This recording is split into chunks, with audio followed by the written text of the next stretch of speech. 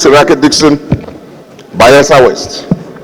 I rise to also lend support to the adoption and passage of this report that has been so brilliantly canvassed and supported by distinguished colleagues.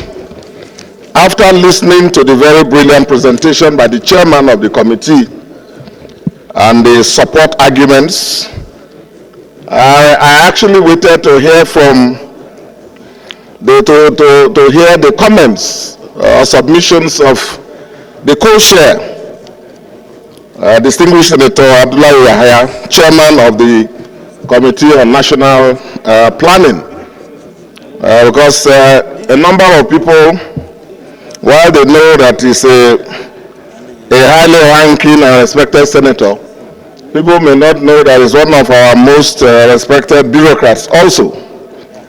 And this report is jointly signed by the chairman of both committees. And I've also listened to most of the submissions in support. And the indices, the underlying factors upon which these projections are made are quite modest.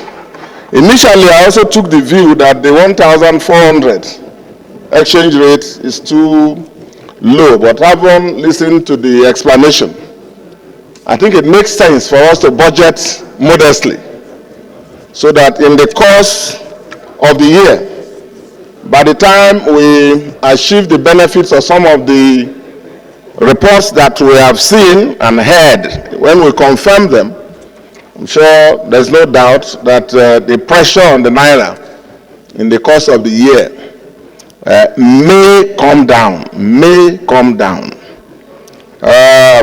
The only concern I have is about the projected level of production, the crude oil production, which is 2.2 million 6 barrels per day. That's a very ambitious projection, because by the last time we heard from the NNPC and the ministry, I don't think they are saying that they can do more than 1.8 now.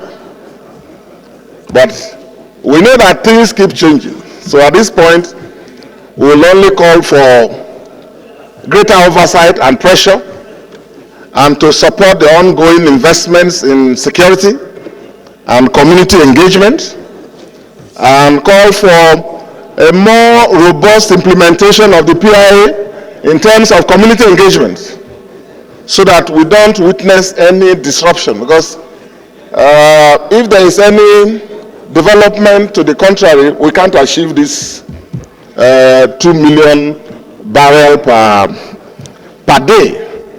The projection of $75 is also very modest and highly achievable.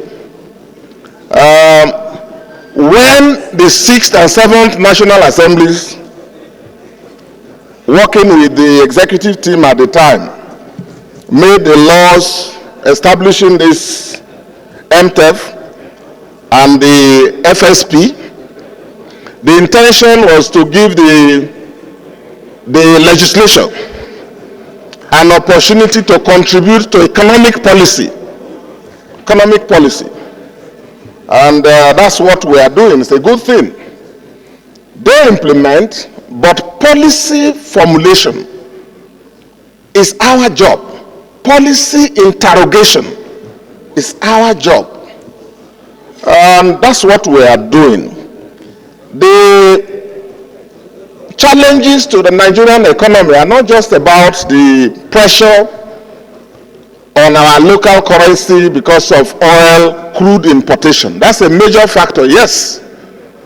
Luckily, if the reports are confirmed, as Senator Abdullah Yahaya said, by at least the first quarter of next year, if God helps and we wash and beyond formal reports, if we see consistency and these refineries are actually producing as they are projected to, then at least by the first quarter we should be able to see some significant reduction of pressure.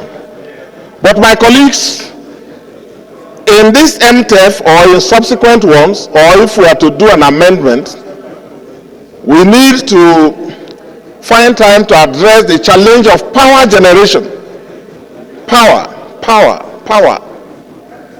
Because if we can contain this issue of importation of refined products, the next two other challenges to our national life and economy especially is production of power and stability and law and order in the communities across the country, national security and power.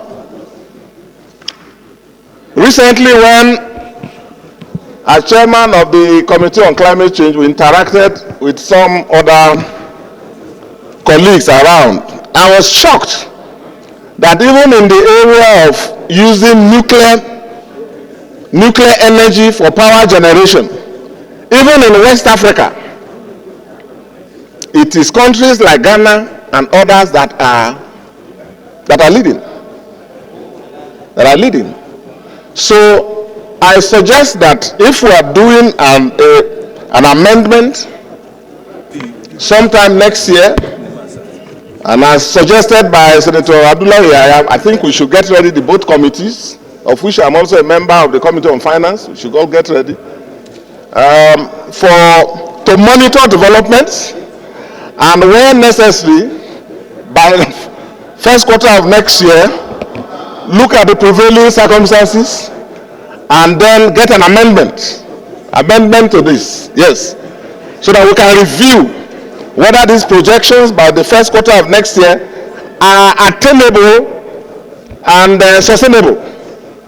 But what I'm saying is there's nothing wrong if we are authorizing borrowings. Borrowings should be tied to specific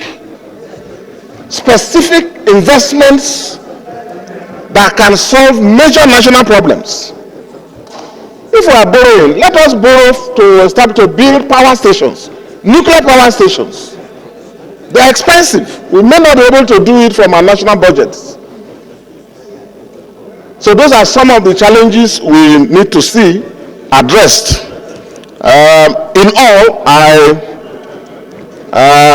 support all that has been said, and that the report be adopted and passed, but with a caveat, supporting what distinguished Senator Yaya said, that we should be cautious in our optimism, and that both committees and other relevant committees be on the alert, so that by at least the first quarter of next year, we can sit down, appraise the general economic climate, and where necessary, cause a review of the MTEF. Thank you. My brother.